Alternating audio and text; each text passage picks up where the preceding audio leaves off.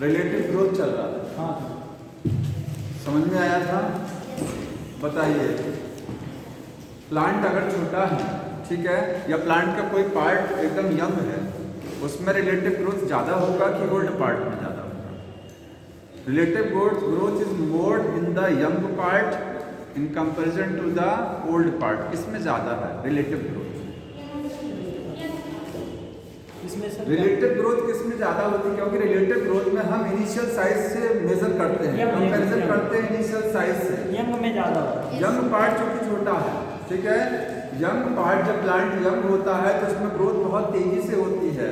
जब वो धीरे धीरे ओल्ड होने लग आगे बढ़ता है तो ग्रोथ क्या हो जाती है? कम। आपने डायग्राम में देखा है कि एक लीफ है, छोटी लीफ है, ठीक है, इसका एरिया कितना था? 5 centimetre square, final size 10 centimetre square था। ये डबल क्यों हो गया? क्यों डबल हो गया? डबल हुआ ना ये, क्योंकि ग्रोथ बहुत फास्ट हुई है, प्लांट का पार्ट यंग है एकदम, ठीक है। लेकिन जब वो मैच्योर हो जाएगा, लीफ बड़ी हो जाएगी, तो उसमें अब बहुत ज़्यादा ग्रोथ नहीं हो 50 से 55, ठीक है। 5 सेंटीमीटर इसमें भी है 50, लेकिन क्या इनिशियल 50 था, तो रिलेटिव तो इसमें क्या आएगा? रिलेटिव 16। इसमें रिलेटिव 10% है, इसमें रिलेटिव 100% आ रही है। तो यंग पार्ट में रिलेटिव ग्रोथ ज़्यादा होती है, इस चीज़ को नोट कर लीजिएगा, ठीक है। नोट करना, relative growth is more in the younger part, यही बता रहा है। Relative growth is more in the younger part than old part.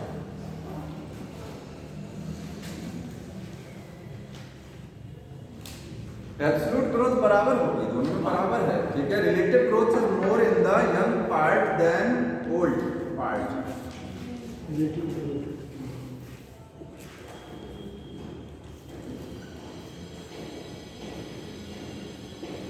Sir जी अगला जो टॉपिक है, यही अगला टॉपिक है ग्रोथ रेट। ग्रोथ रेट क्या होता है? रेट सबको पता है, ग्रोथ पर यूनिट टाइम, ठीक है। इसका मतलब क्या है? ग्रोथ इन यूनिट टाइम, एक यूनिट समय में कितनी ग्रोथ हुई, जितना ग्रोथ हुआ है डिवाइडेड बाय टाइम कर देंगे तो ग्रोथ रेट आ जाएगा, ठीक है। ये है ग्रोथ रेट। अब ग्रोथ जो होती है इसके दो टाइप हैं। ग्रोथ कितने टाइप की होती है? दो। एक है अरिथमेटिक ग्रोथ, अरिथमेटिक ग्रोथ, और दूसरा है जियोमेट्रिक। इसको बहुत ध्यान से समझिएगा, ठीक है। Geometric growth and arithmetic growth, या उससे बिल्कुल लाइन टू लाइन चलेंगे, अरिथमेटिक ग्रोथ और जियोमेट्रिक। अरिथमेटिक ग्रोथ में क्या होता है? अगर मैं पूछूं कि ये प्लांट में कौन सी वाली ग्रोथ होती है, तो कौन सी वाली होती है? या मोर कॉमन कौन सी होती है? प्लांट में दोनों ग्रोथ है, ठीक है।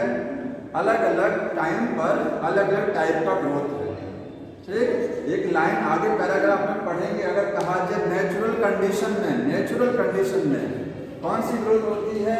Geometric growth. नेचर में जनरली यही ग्रोथ होती है प्लांट की बॉडी में।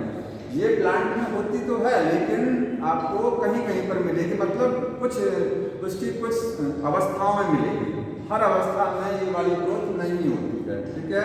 एट द सर्टेन स्टेजेस, कुछ स्टेजेस में होती है।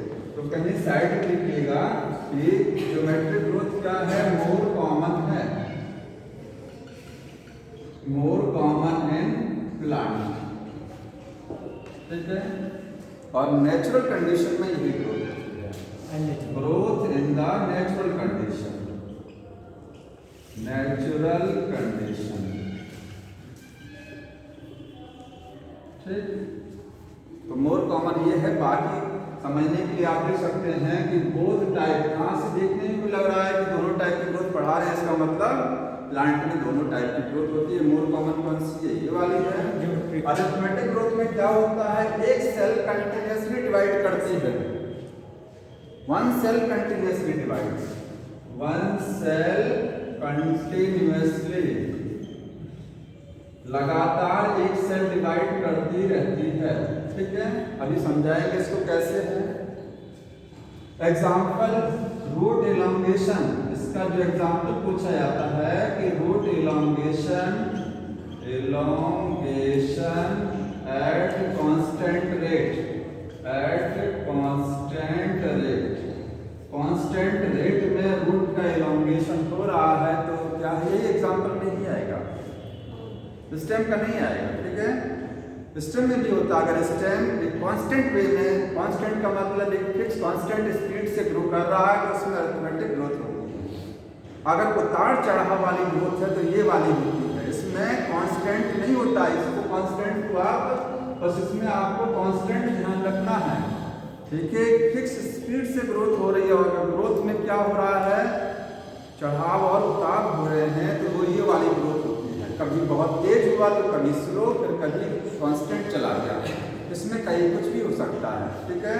इसमें कांस्टेंट वे में ग्रोथ हो रही है, समझ में आया। ये एग्जाम्पल आपको ध्यान रखना है।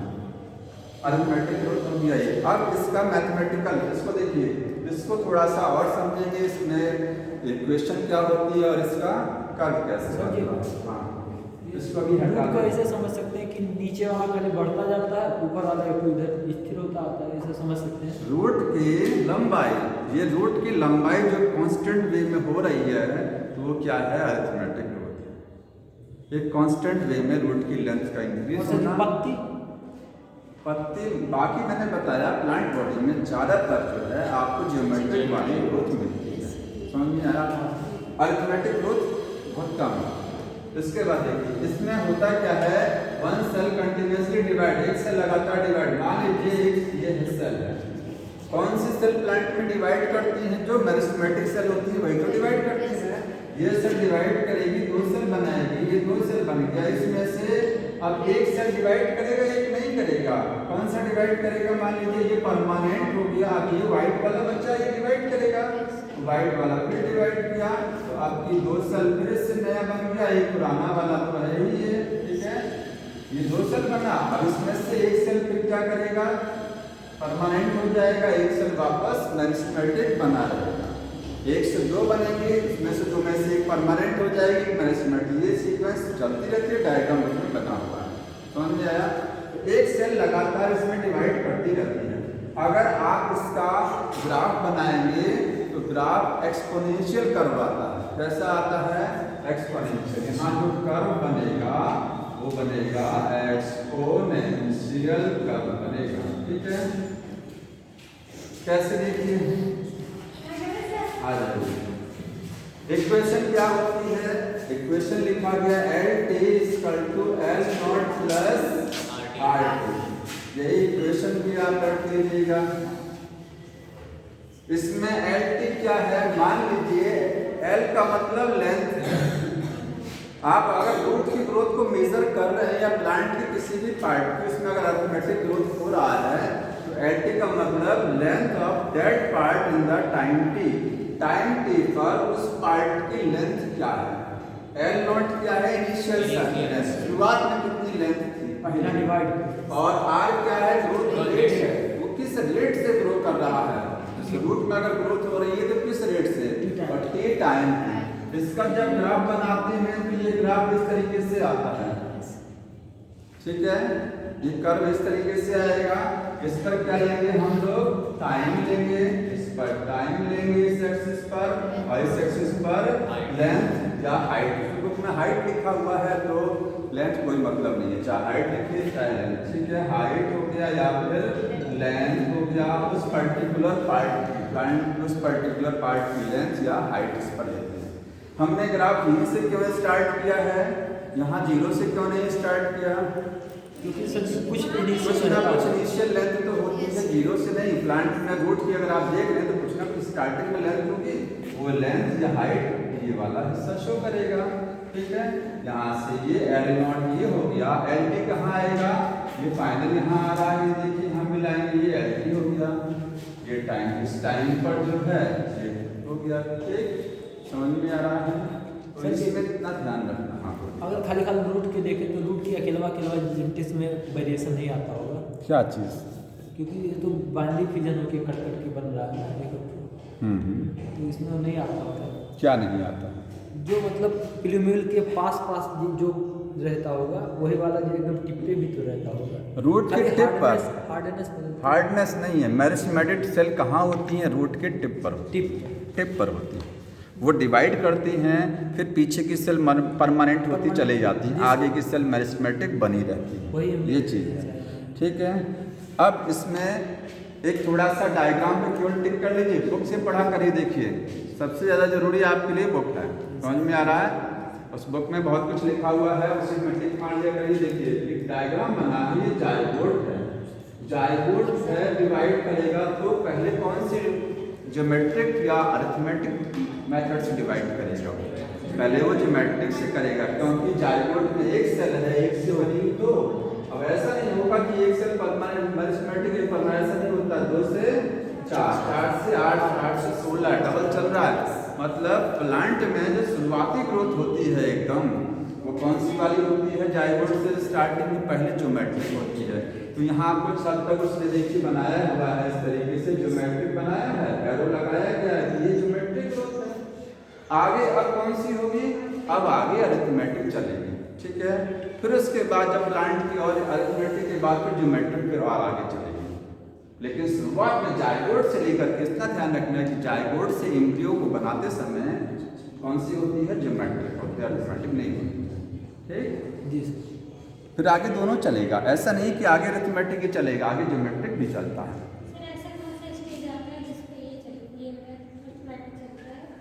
कौन सा स्टेज? अगर मान लीजिए प्लांट छोटा सा बन गया, रेडी हो गया है और उसमें रूट की ग्रोथ हो रही है कांस्टेंट वे में, एकदम रूट ग्रोथ कर रही है कांस्टेंट वे में, ठीक है। तो ऐसा तो संभव कम होता है कि रूट की लंबाई एक कांस्टेंट वे में चलती चली जाए, क्योंकि इन्वायरमेंट में उतार चढ़ाव होते हैं। सॉइल में न्यूट्रिएंट हमेशा प्रॉपर वे में नहीं बने रहते हैं, हो सकता है कभी न्यूट्रिएंट कम पड़ जाए, तो न्यूट्रिएंट कम हो जाएगा तो स्पीड भी तो घट जाएगी। इसीलिए मैंने बताया मोर कॉमन ग्रोथ कौन सी होती है? ज्योमेट्रिक वाली होती है। बोल रहा है कि अगर रूट का इलोंगेशन कांस्टेंट वे में चल रहा है तभी वो क्या माना जाएगा? अरिथमेटिक माना जाएगा, ठीक है। तो यहाँ ज्योमेट्रिक सबसे ज़्यादा होती है, यहाँ भी ज्योमेट्रिक है। फिर अगर कोई कांस्टेंट वे में कोई पार्ट इलोंगेट कर रहा है तो अरिथमेटिक, अदरवाइज क्या है? ज्योमेट्रिक होती है, ठीक। इसमें आप ये वाला इक्वेशन याद रखेंगे, यहाँ पर आर क्या है ये पता होना चाहिए, टी क्या है, टी टाइम। इस वाले में तो कुछ ज़्यादा समझना नहीं है, समझना किसमें है? आगे वाले ज्योमेट्रिक वाले। दूसरा है ज्योमेट्रिक ग्रोथ। ज्योमेट्रिक में क्या है? दोनों सेल डिवाइड करेगा। मान लीजिए ये इस सेल थी, इस सेल से कितना सेल बन गया? 2 बना है। आगे दोनों सेल फिर क्या होंगे? ये दोनों सेल आगे डिवाइड करते चले जाएंगे, ठीक। ये वाली ग्रोथ कौन सी है? Geometric growth. नेचुरल कंडीशन में यही वाली ग्रोथ होती है, ठीक है। इसमें जो कर्व बनेगा वो कैसा है? सिग्मॉइड। आप कुछ पॉइंट नोट कर लीजिएगा, सिग्मॉइड कर्व होता है, मतलब आपको एस शेप्ड कर्व दिखाई देगा, ठीक है। आपको कर्व के बारे में पता होना चाहिए, कर्व कैसा बनता है, ठीक। इक्वेशन जो है कि थोड़ा सा कर्व को मैं समझा रहा हूँ, लेकिन यहाँ पर कर्व समझ लीजिए। इस कर्व में कितनी स्टेज आती है? 3। ये देखिए इस तरीके से है, 0 से इसको भी हम 0 से नहीं स्टार्ट करेंगे, थोड़ा सा ऊपर से स्टार्ट किया जाएगा। ये देखिए इसमें शायद अगर आपने पॉपुलेशन वाला पढ़ा होगा तो पॉपुलेशन में भी यही कर्व आता है, पॉपुलेशन ग्रोथ और ऑक्सीजन वाला, ठीक है। ऑक्सीजन तो वो है, ठीक है, सिग्मॉइड बनता है। हाँ, ये इस तरीके से देखिए, यहाँ से इसमें कितना स्टेज होता है? सिग्मॉइड कर्व में कितनी स्टेज है? इस कर्व में आपको कितने हिस्से दिखाई दे रहे हैं? कितने होते हैं? 3 होते हैं टोटल। ये वाली फेज यहाँ से लेकर के यहाँ तक का जो पार्ट है ये है लैग फेज। ये यहाँ से यहाँ तक का पार्ट क्या हो गया? Log phase. और ये कौन सा तीसरा स्टेज? सेंसेंट फेज, ठीक है। लैग, लॉग और कांस्टेंट या स्टेशनरी फेज। तो इसमें आप सिग्मॉइड कर्व में लिखिएगा 3 फेज आती हैं। पहला होता है लैग फेज, ठीक है। दूसरा है एक्सपोनेंशियल फेज, इसको हम लोग क्या बोलते हैं? Log phase. लैग हो गया और लॉग हो गया। और तीसरा होता है स्टेशनरी फेज, स्टेशनरी फेज। 3 अवस्थाएं आती हैं। सबसे अगर कहा जाए इस कर्व पे इनिशियल ग्रोथ कौन सी है, ये भी लाइन लिखा हुआ है, इनिशियल ग्रोथ कौन सी है इसमें, सिग्मॉइड कर्व में कौन सी फेज इसमें से इनिशियल ग्रोथ को रिप्रेजेंट करती है, ये वाला है ना, यही तो रिप्रेजेंट करेगा। सबसे पहले तो लेफ्ट फेज है ना, ये इनिशियल फेज है, ये क्या है, इनिशियल फेज। एक चीज और, ये वाला कर्व नेचर में यही बनता है। नेचर में कौन सी ग्रोथ होती है, एक्सपोनेंट, ये वाली सिग्मॉइड कर्व या ज्योमेट्रिक ग्रोथ होती है। तो इसमें यही क्यों होता है, क्योंकि नेचर में फूड और स्पेस जो होता है या न्यूट्रिएंट सॉइल में लिमिटेड होते हैं और इन्वायरमेंट बदलता रहता है। अगर सोचिए कि किसी को भी मतलब कोई ऑर्गेनिज्म उसको लगातार फूड और स्पेस और न्यूट्रिएंट लगातार दिया जा रहा है, तो उसकी लाइफ में कभी उतार चढ़ाव नहीं आएगा, वो एक कांस्टेंट वे में सीधे ग्रोथ करता चला जाएगा, होगा ना, बढ़ता चला जाएगा। यहाँ पर देखिए ये शुरुआती दौर की ग्रोथ है, ये बहुत थोड़ा है, इस लाइन को सीधा नहीं किया गया। अगर इस लाइन को सीधा कर दें तो आप बोलेंगे कांस्टेंट चल रहा है। लेफ्ट फेज में इंक्रीमेंट होता है, ग्रोथ होती है, लेकिन क्या है, बहुत धीरे धीरे हो रही। देखिए कर्व कैसे उठ रहा है, कर्व इधर जा रहा ना, इधर टाइम ले रहे हैं और इस एक्सिस पर क्या ले रहे हैं, उस पर्टिकुलर पार्ट की लेंथ या वेट कितना इंक्रीज हो रहा है। इस पर देखिए बुक में लिखा है टाइम, और इस पर क्या है, हाइट लेंगे या फिर लेंथ या फिर वेट, कुछ भी ले सकते हैं आप जो मेजर कर रहे हैं। यहाँ पर ये शुरुआती ग्रोथ है, ये बहुत धीमे है। जानते हैं धीमे क्यों होती है, लेफ्ट फेज जो है इनिशियल फेज है, इसमें ग्रोथ बहुत स्लो होती है। नोट कर लीजिएगा, ग्रोथ क्या है, स्लो है। टाइम के कंपैरिजन में जिस स्पीड से टाइम बढ़ रहा है ना, उस स्पीड से ग्रोथ नहीं हो रही है। ऐसा क्यों हो रहा है, ऐसे क्यों हो रहा है, ग्रोथ यहाँ स्लो क्यों है। शुरुआती दौर की ग्रोथ प्लांट में, जब प्लांट को आप सीड को ले जा करके मिट्टी में रखते हैं सॉइल में, अचानक वो प्लांट नहीं बना देता है ना, तो शुरुआती ग्रोथ क्या होती है, स्लो इसलिए होती है क्योंकि वो सीड अपने आप को उस एनवायरनमेंट में एडजस्ट करता है। ये फेज ऑफ एडजस्टमेंट है, ठीक है। सीड कहाँ था, फ्रूट में था ना, तो सीड को निकाल करके सीड आपने सॉइल में रखा तो एनवायरनमेंट को एडजस्ट करेगा कि तुरंत ही ग्रोथ करने लग जाएगा, नहीं, तुरंत ग्रोथ नहीं करेगा, पहले एनवायरनमेंट में अपने आप को एडजस्ट करता है, तब वो ग्रोथ करता है। तो ये फेज ऑफ एडजस्टमेंट दिखाता है। इनिशियल ग्रोथ इसलिए शुरू होती है क्योंकि एनवायरनमेंट में अपने आप को वो ऑर्गेनिज्म एडजस्ट करता है। इसके बाद एडजस्ट हो गया तो वो बहुत तेजी से ग्रो कर रहा है। ये ग्रो क्यों कर रहा है, क्योंकि फूड और फूड है, सॉइल में न्यूट्रिएंट है देना, ठीक है। फील्ड में आपने सीड रखा तो उस जगह न्यूट्रिएंट है ना, अच्छे खासे अभी हैं, ठीक, तो बहुत तेजी से ग्रोथ हो रही है, प्लांट की हाइट बहुत तेजी से बढ़ रही है। फिर क्या होता है कि प्लांट की ग्रोथ कुछ समय बाद देखते हैं कि प्लांट की ग्रोथ अब धीरे धीरे बहुत उस स्पीड से नहीं बढ़ रही, न्यूट्रिएंट घट गए, क्योंकि उस जगह न्यूट्रिएंट घट रहे हैं, उस जगह क्या हो रहा है, न्यूट्रिएंट कम हो रहे हैं, तो ग्रोथ क्या हो जाती है, अभी कांस्टेंट वे में चलेगा। देखिए कांस्टेंट चल रहा है, सीधे आगे जा रहा है, मतलब टाइम जैसे जैसे बीत रहा है कम ऊपर नहीं जा रहा है, तो इसका मतलब क्या हुआ, कांस्टेंट वे में, ठीक है। तो जो लॉग फेज सबसे ज्यादा ग्रोथ कहाँ होती है दिनों में, हाईएस्ट ग्रोथ है इसमें। हाँ नहीं, ऐसा नहीं होता है। ग्रोथ तो देखा जाए कि प्लांट में मेरिस्टेमेटिक टिश्यू होता है, पूरी लाइफ को ग्रो कर सकता है, लेकिन ऐसा नहीं होता कि कोई पौधा लगाया तो आसमान नहीं छू जाता है, ठीक है। जीन में फिक्स होता है कि हाइट उसकी इतनी ही बढ़नी है, वजन उसका इतना ही बढ़ना, लीफ जो है पूरा बहुत बड़ी लीफ नहीं हो जाती है ना, एक फिक्स होता है ना कि इतनी ही बड़ी लीफ इस प्लांट की होगी मैक्सिमम, ये उसके जीन में फिक्स होता है, समझ रहे हैं ना। तो ये फिक्स होता है कि बहुत, अगर ऐसा नहीं होता तो फर्टिलाइजर मिलाते जाइए सॉइल में लगातार ग्रोथ थोड़ी ना हो जाएगी, बहुत बड़ा असर ऐसा नहीं होता ना, कांस्टेंट वे में चलती है, तो समय बाद क्या हो जाता है, वो कांस्टेंट हो जाता है।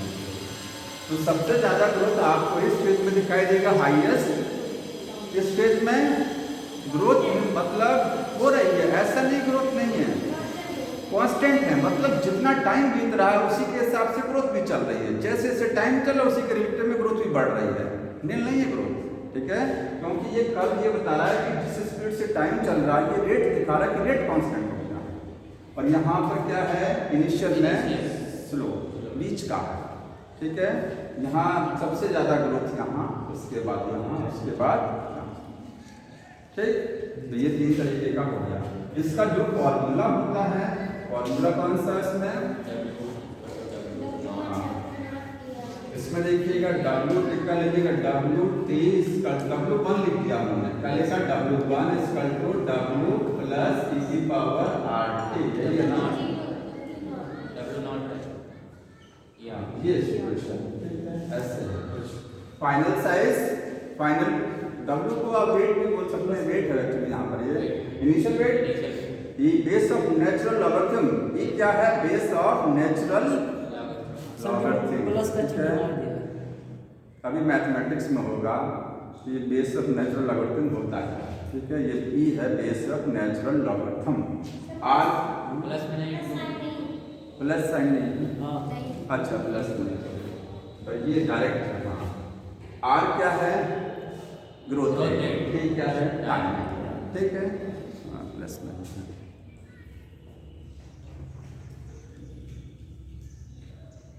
प्लस नहीं, ठीक है।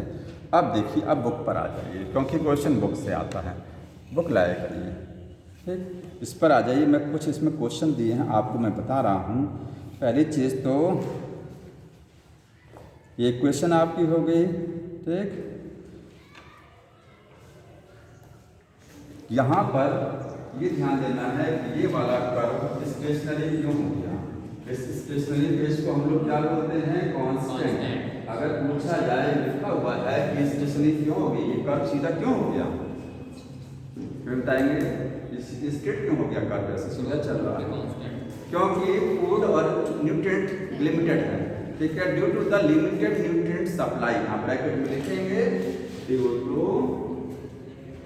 लिमिटेड न्यूट्रिएंट सप्लाई, कौन है वो, लिमिट जो है न्यूट्रिएंट सप्लाई जो हो रही है वो क्या हो गई है, अब लिमिटेड हो गई है, अब उसको ज़्यादा न्यूट्रिएंट नहीं मिल पा रहे हैं लास्ट में, तो अंतिम वाली जो ग्रोथ है ये स्टेशनरी फील्ड में चल रही है, समझ में आया। ये लाइन लिखा, इसको अंडरलाइन कर लीजिएगा।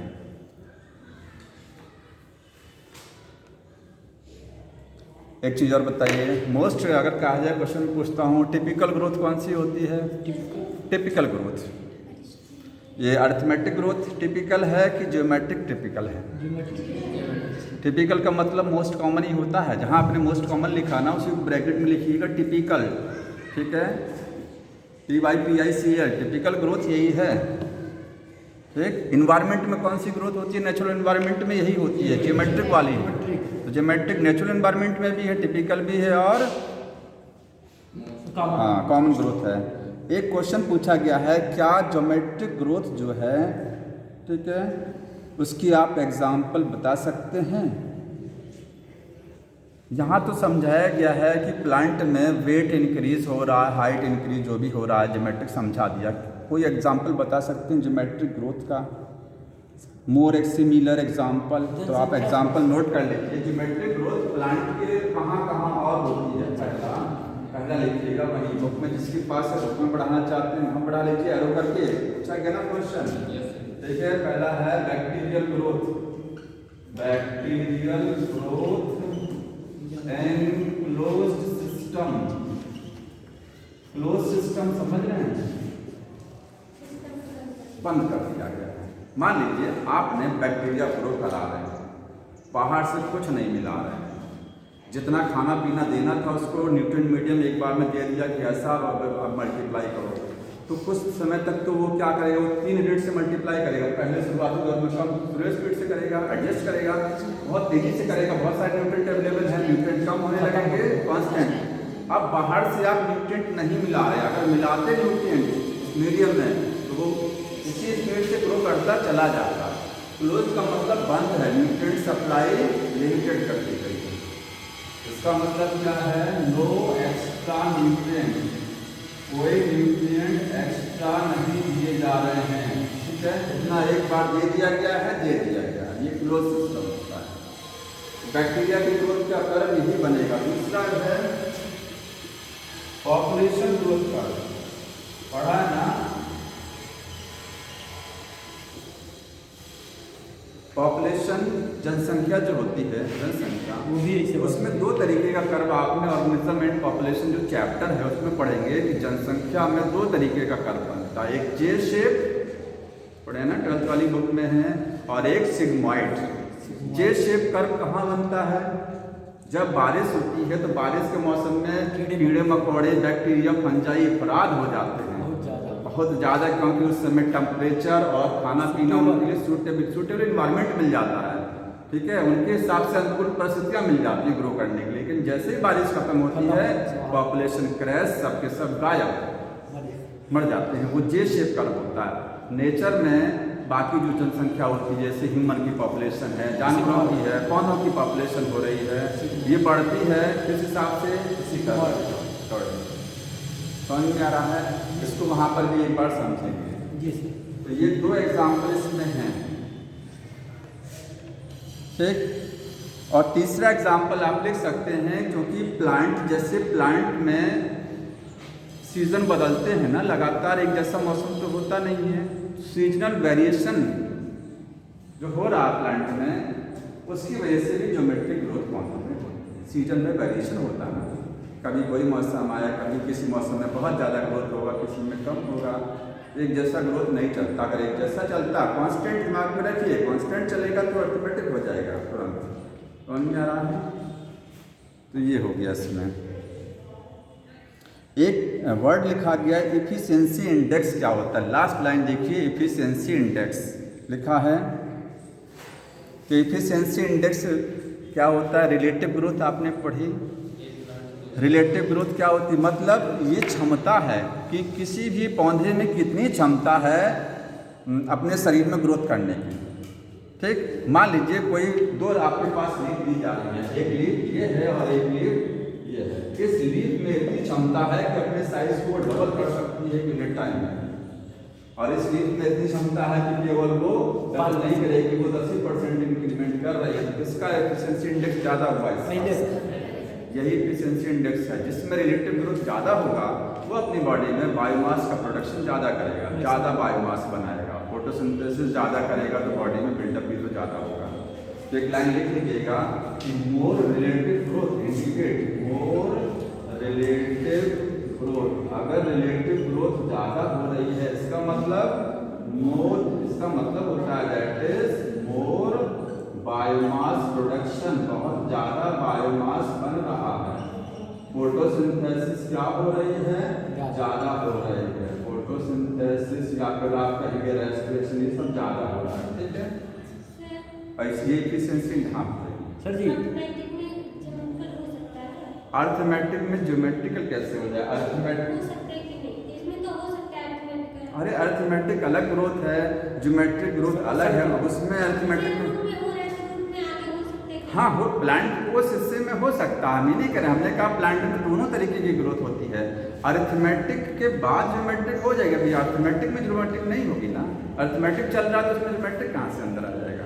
एक बार में एक ही चलेगा ना।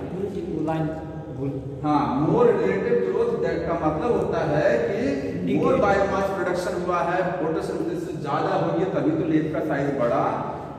ये क्या इंडिकेट करता है? इंडिकेट मोर एफिशिएंसी इंडेक्स, कि उसका एफिशिएंसी इंडेक्स क्या है? ज़्यादा है। मतलब हिंदी में लिख लीजिएगा, क्षमता उसकी ज़्यादा है। क्षमता बताता है पावर, ठीक है। उसकी पावर क्या है? ज़्यादा है मटेरियल बनाने।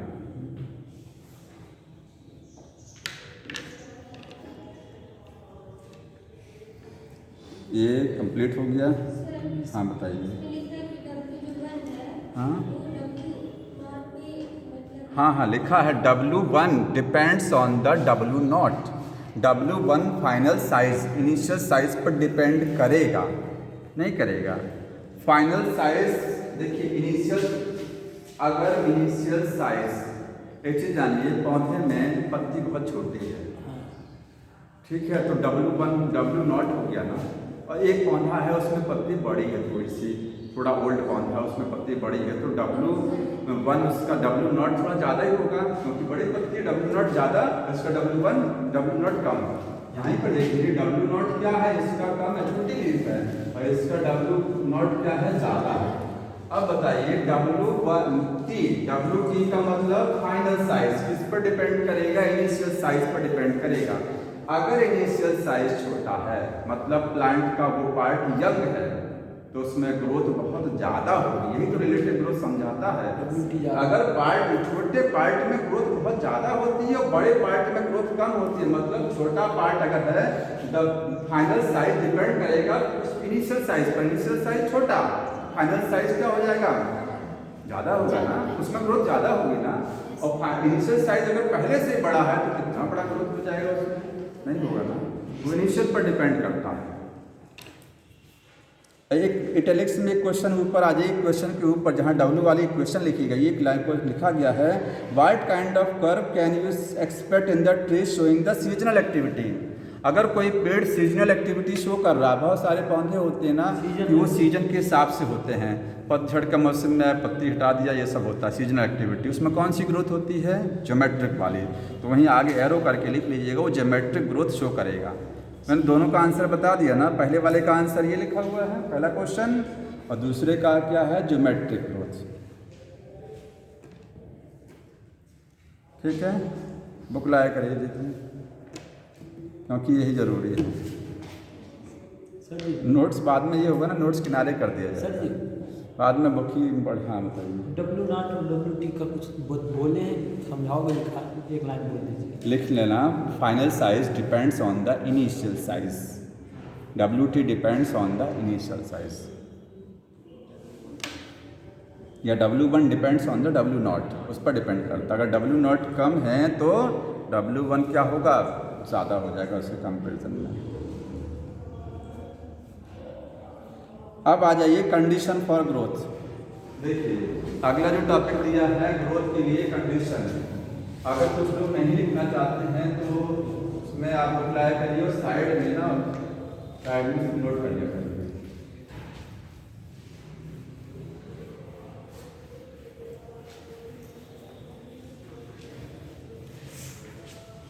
देखिए लिखा है topic conditions for growth. Growth के लिए कौन कौन सी कंडीशन, इसी को आप ब्रैकेट में लिख लीजिएगा, फैक्टर्स। बात देखिए है ग्रोथ के लिए कौन कौन सी परिस्थिति होनी चाहिए या कौन कौन सी परिस्थितियां ग्रोथ को प्रभावित करती हैं, कौन कौन से कारक होते हैं जो ग्रोथ को अफेक्ट कर सकते हैं। कौन क्या है, जो परिस्थितियां हैं वही क्या है, फैक्टर्स भी होते हैं। तो ब्रैकेट में फैक्टर्स लिख लीजिएगा। ठीक, अब ये फैक्टर्स या ये कंडीशन दो टाइप का, आप वही साइड में लिखना, ये दो टाइप के होते हैं। एक होता है इंट्रिंसिक फैक्टर और दूसरा है एक्सट्रिंसिक फैक्टर, मतलब बाह्य कारक और आंतरिक कारक। आंतरिक कारक जो होते हैं उनको इंट्रिंसिक बोलते हैं, वृद्धि वाले कारक आंतरिक, ये पौधे से संबंधित होते हैं। इंट्रिंसिक का मतलब related to plant, related to plant, ये प्लांट से संबंधित हैं, और ये वातावरण वाले हैं। इसका मतलब जो बाह्य कारक है, ये इन्वायरमेंटल है, एनवायरमेंट या related to environment, related to environment. Book में पेंसिल से लिखा करिए, पेन से लिखेंगे तो बड़ा गंदा गंदा हो जाएगा। कौन कौन से फैक्टर इंट्रिंसिक होते हैं, जो होते हैं देखिए, एक है इसमें से इंट्रासेलुलर, इंट्रासेलुलर, और दूसरा होता है एक्स्ट्रा सेलुलर फैक्टर।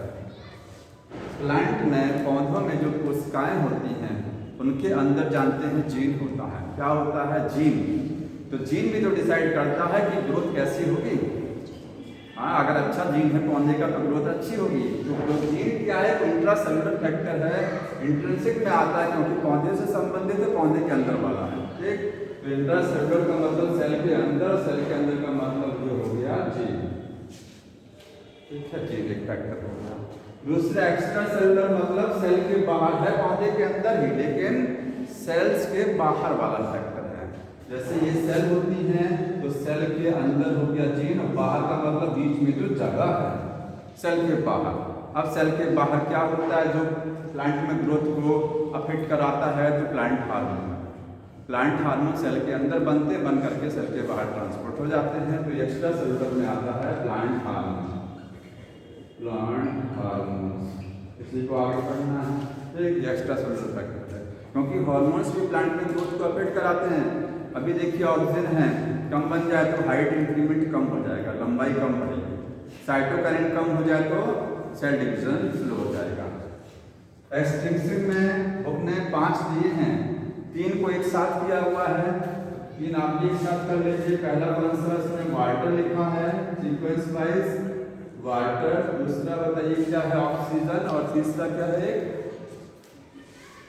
ऑक्सीजन। हाँ बताइए इंट्रिंसिक 1 सेकंड और बता दीजिए। हाँ ऊपर वाला 1 सेकंड और बता दीजिए थोड़ा सा।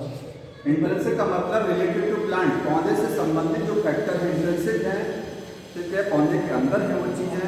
2 हैं इंट्रासेलुलर, सेल के अंदर वाला जीन होता है, एक्स्ट्रा सेलुलर सेल के बाहर है वो प्लांट हार्मोन होता है। उससे टेम्परेचर बाहर है, टेम्परेचर ये जो चीजें ये बाह्य कारक है। जो पौधे का भी बाहर टेम्परेचर ज्यादा हो जाए कम हो जाए तो प्लांट में ग्रोथ अफेक्ट हो जाएगी ना, तो ये बाहर का फैक्टर है। अच्छा अंदर वाला अलग होगा। हाँ ये अंदर वाला, ठीक है। तो water consent, water status, plant का वाटर स्टेटस या वाटर स्टेटस लिखेंगे। आसपास वाटर कितना है, वाटर हो गया, ऑक्सीजन हो गया, तीसरा कौन सा है टेम्परेचर। अपने सीक्वेंस बताइए उसमें मैं इसीलिए कह रहा हूँ सीक्वेंस स्टार्टिंग में दिया है न्यूट्रिएंट लिखना, ठीक है। न्यूट्रिएंट सब बताना है, 5 है टोटल न्यूट्रिएंट्स हो गया। इसके बाद आप लिखेंगे टेम्परेचर और लास्ट में एक फैक्टर कौन सा है जीएफटी नहीं लाइट हार्मोन लाइट एनवायरनमेंट से नहीं बस लाइट एंड ग्रेविटी। इन्हीं 5 को समझना है। इधर देखिए वाटर कैसे ग्रोथ को अफेक्ट कराता है, तो वाटर कई तरीके से है। पहली चीज सारी रिएक्शन प्लांट की बॉडी में कहाँ होती है, सेल के साइटोप्लाज्म में होती है। साइटोप्लाज्म किसकी वजह से होती है, वाटर की वजह से। अगर किसी सेल में वाटर खत्म हो जाता है, कम पड़ जाता है, तो सेल में मेटाबॉलिज्म स्लो पड़ जाती है, समझ रहे हैं ना। प्लांट सूख जाता है, देखते हैं पानी की कमी हो जाती है प्लांट में, तो रिएक्शन भी स्लो, वृद्धि भी कम। तो वाटर किसके लिए जरूरी है, necessary for enzymatic reaction. Enzymatic reaction के लिए वाटर जरूरी है, ठीक है। समझ में आया।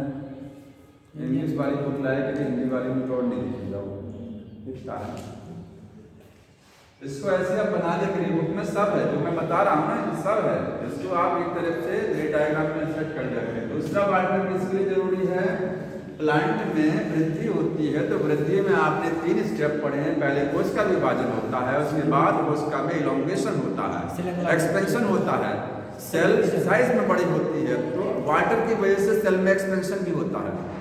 सेल जो एक्सपेंड करती हैं वो वाटर की वजह से करती हैं, जो वृद्धि का एक स्टेप होता है। दूसरा है for expansion of cells. Cell में अगर एक्सपेंशन नहीं हो रहा है तो ग्रोथ नहीं होगी। और तीसरा होता है कि वाटर की वजह से सेल में टर्जिडिटी होती है। टर्जिडिटी का मतलब समझते हैं, सेल फूली हुई रहती है, फूला, ठीक है। टर्जिट का मतलब समझ रहे हैं, ये चैप्टर ही हट गया है ऑस्मोटिक प्रेशर वगैरह जहाँ मिनरल न्यूट्रिशन वाले में, ठीक।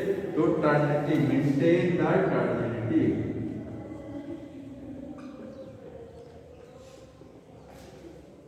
टर्जिडिटी मतलब कोशिकाएं फूली हुई रहती है, ठीक है। टर्गर प्रेशर मेंटेन रहता, सिकुड़ती नहीं है कोशिकाएं वाटर की वजह से। ये 3 याद रखिए और ज्यादा याद नहीं रखना है इसमें। हालांकि वाटर का और भी रोल है ग्रोथ में, ठीक है। वाटर रहेगा तभी क्या होगा, नहीं अगर वाटर नहीं है तो क्या फूल बनेगा, बताइए। उसने तो लिखा ही नहीं है सबसे बड़ी चीज कि वाटर नहीं है तो फूड नहीं बनेगा। फोटोसिंथेसिस कैसे होगा सर जी, सारी एंजाइमेटिक नहीं होगा ना, कहाँ होगा, तो वाटर उसके लिए तो जरूरी है नहीं है। तो जो उसने लिखा है वही आपको ध्यान में रखना। और चीज इसमें है फोटोसिंथेसिस के लिए वाटर जरूरी है, आप देख सकते हैं किसके लिए है, फोटोसिंथेसिस के लिए जरूरी है। समझ में आया? ऑक्सीजन किसके लिए जरूरी है? ऑक्सीजन एनर्जी बनाने के लिए जरूरी है। श्वसन तब होता है जब शरीर में ऑक्सीजन आती है। तो ऑक्सीजन किसके लिए जरूरी है? For energy formation. तो हमको ऑक्सीजन चाहिए ना, प्लांट को भी चाहिए। अरे सब कुछ आज तक नहीं जानते थे क्या? तो carbon dioxide respiration, carbon dioxide photosynthesis में लेते हैं, ऑक्सीजन पौधे श्वसन में लेते हैं। श्वसन 24 घंटे चलता है, फोटोसिंथेसिस केवल दिन में चलती है। रात में श्वसन फास्ट हो जाता है, दिन में स्लो होता है, क्योंकि दिन में फोटोसिंथेसिस भी चल रही होती है। समझे? इसका मतलब वो भी ऑक्सीजन लेते हैं? हाँ लेते हैं, तो रेस्पिरेशन में लेते हैं, श्वसन में।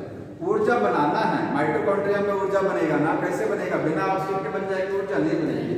और तो एनर्जी को बनाने के लिए ऑक्सीजन जरूरी है। अब एनर्जी का काम क्या है? पौधे में बहुत सारी क्रियाएं चलती हैं जिसमें एटीपी की जरूरत पड़ती है। अब एक्टिव ट्रांसपोर्ट कराना है, बिना एनर्जी के हो जाएगा? बताइए। एक्टिव ट्रांसपोर्ट होता है ना पौधे में, बिना एनर्जी के नहीं होता। इतनी बड़ी बात है, आप तुरंत भगा दे रहे हैं। मैंने भगाया नहीं। आज पहली बार सुन रहे हैं कि ऑक्सीजन वो करता है। तो तुमने 11-12 हम सब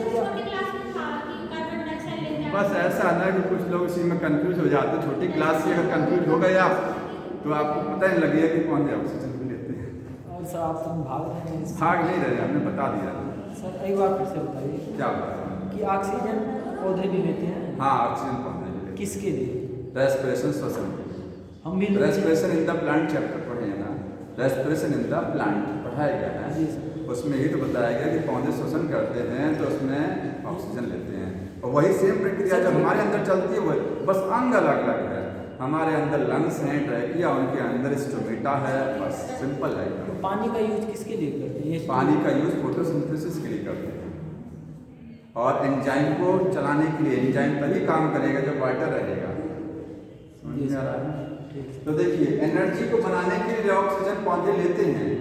एनर्जी किसके लिए जरूरी है? जिंदा रहने के लिए, क्योंकि जिंदा रहने के लिए बहुत सारी क्रियाएं शरीर में चलानी पड़ती हैं। तो क्रियाएं चलानी है तो एनर्जी की जरूरत पड़ेगी। Energy formation for various activity, बहुत सारी एक्टिविटी को चलाने के लिए एनर्जी चाहिए। यह ऑक्सीजन का काम हो गया। ठीक है जी सर। न्यूट्रिएंट किस लिए जरूरी है? न्यूट्रिएंट में जानते हैं जितने आपने मिनरल न्यूट्रिशन वाले माइक्रो एलिमेंट, माइक्रो एलिमेंट पर ना कार्बन, हाइड्रोजन, सोडियम और पोटेशियम वगैरह सब क्या है? सॉइल के न्यूट्रिएंट है ना। Synthesis of protoplasm. Nutrient soil से क्यों लेता है? अगर मिनरल न्यूट्रिशन चैप्टर कटा नहीं होता तो पता लगता कि न्यूट्रिएंट का रोल क्या है। बहुत सारा रोल है। पौधे में क्लोरोफिल बनाना है, न्यूट्रिएंट चाहिए। ठीक है। राइबोसोम को जोड़ना है, मैग्नीशियम आयन चाहिए। जितना आपने अभी तक, और बहुत सारे एंजाइम के को फैक्टर जो होते हैं वो इनऑर्गेनिक एलिमेंट ही होता है। नाइट्रोजन का अलग ही कहानी है, बहुत सारे रोल हैं। इन्हीं न्यूट्रिएंट से कार्बोहाइड्रेट, फैट, प्रोटीन भी बनता है। पौधा फोटोसिंथेसिस भोजन बनाता है, इसी न्यूट्रिएंट से बनाता है। कार्बन डाइऑक्साइड लेता है एनवायरमेंट से, वाटर सॉइल से क्या लेता है? वाटर लेगा। ठीक है। और न्यूट्रिएंट तो जितने भी कार्बोहाइड्रेट, फैट, प्रोटीन, या पौधे में बहुत सारी चीज़ें बनती हैं। अब उसमें जो लिखा गया उसमें लिखना पड़ेगा हमें क्या लिखा है लाइन। उस लाइन को हम आपको एग्जैक्ट लिख दे रहे हैं।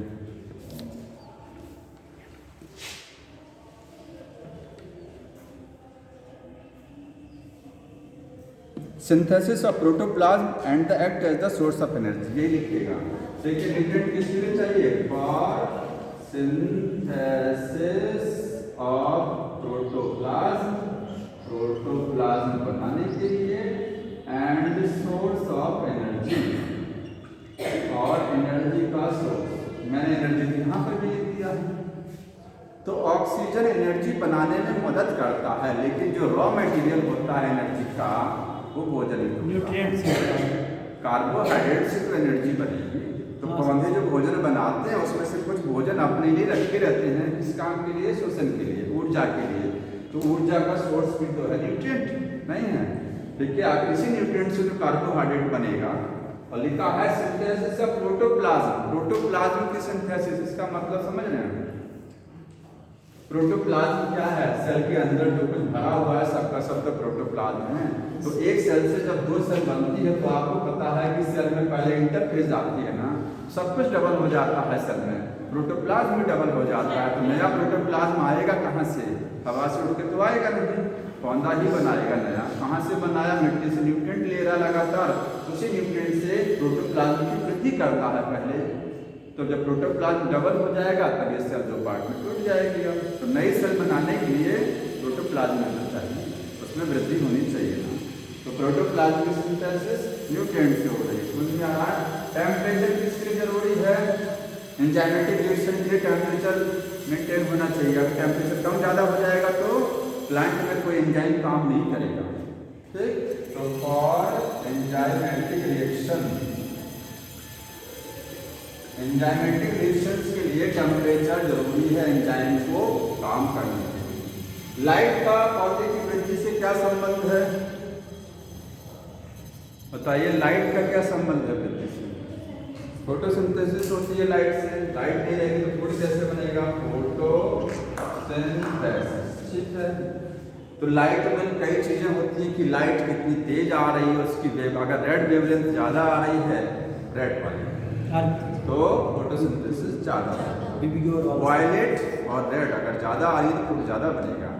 लाइट बहुत तेज आ रही है, कम आ रही है, उसका भी असर होता है। ठीक है, तो ये लाइट का ग्रेविटी एक और लिखा गया है। तो ग्रेविटी का ग्रोथ में क्या रोल है बताइए? ग्रेविटी से प्लांट की रूट जमीन में नीचे ही क्यों जाती है, ऊपर क्यों नहीं चली जाती है? इसका रीजन है प्लांट रूट जो है, रूट की ग्रोथ हो रही, जानते हैं रूट की ग्रोथ के लिए ग्रेविटी रिस्पॉन्सिबल है। अगर ग्रेविटी नहीं होती तो प्लांट की रूट ऐसे ग्रो नहीं करती नीचे, क्योंकि प्लांट की रूट में जो रूट कैप होता है, कैप, उस कैप में कुछ सेल्स होती हैं जो ग्रेविटी के सिग्नल को डिटेक्ट करती हैं, पता लगाती हैं किधर ग्रेविटी है। हाँ, इसी की मदद से वो सीधे नीचे ही जाती हैं, रूट इधर उधर तिरछी ज़्यादा नहीं भागती हैं। ठीक है, तो ग्रेविटी का सिग्नल डिटेक्ट करते हैं। मैंने उस समय एनाटॉमी बताया था ये चीज़। सर जी, आप टर्म कुछ यूज किए थे, भूल गए हैं। कौन सा? जियोट्रॉपिक। हाँ, वो जियोट्रॉपिक। ये हो गया कंप्लीट, इसमें इतना ही है, ज़्यादा नहीं है। ठीक है, अब टाइम देख लिया जाए। नहीं, क्वेश्चन तो नहीं, अब टाइम देख रहे हैं, हो गया ना टाइम ज़्यादा। अगली बार जो बताना है पढ़ेंगे क्या चीज़? डिफ्रेंशिएशन, डी डिफ्रेंशिएशन, री डिफ्रेंशिएशन। देखिए, इसको एक बार पढ़ लीजिए, अब इसको दोबारा रिवाइज करने की नौबत नहीं आएगी, भी जान लीजिए कभी। ठीक है, हाँ, तो जो पढ़िए सॉलिड पढ़िएगा आप, ये नहीं कि रिवाइज बस, क्योंकि जो टेस्ट आपका हो रहा है एक तरीके से आपका रिवीजन कराया जा रहा है। लास्ट तक होते होते एक फाइनल टेस्ट हो जाएगा। ये नहीं कि हर चैप्टर का कोई संभव नहीं हो पाएगा कि हर चैप्टर का टेस्ट हो, तो ये टेस्ट रिवीजन के तौर पे हो रहा है। तो अगली बार आपको डिफ्रेंशिएशन ये पढ़ना है, डेवलपमेंट और प्लांट हार्मोन। मान के चलिए अभी 2 से 3 लेक्चर जाएगा ये पूरा चैप्टर। किसी के पास बुक हो तो हम बता दें, क्वेश्चन इससे रिलेटेड कोई अगर कोई बुक तो लाता ही नहीं, समस्या तो ये है सबसे बड़ी। टॉपिक वाइज क्वेश्चन वाली बुक लेके आया करिए, जिसमें टॉपिक वाइज दिया, जो टॉपिक खत्म हो जाए फिनिश, उसका हम तुरंत बता दें। ठीक, कल से लेके आया करिए। ठीक है।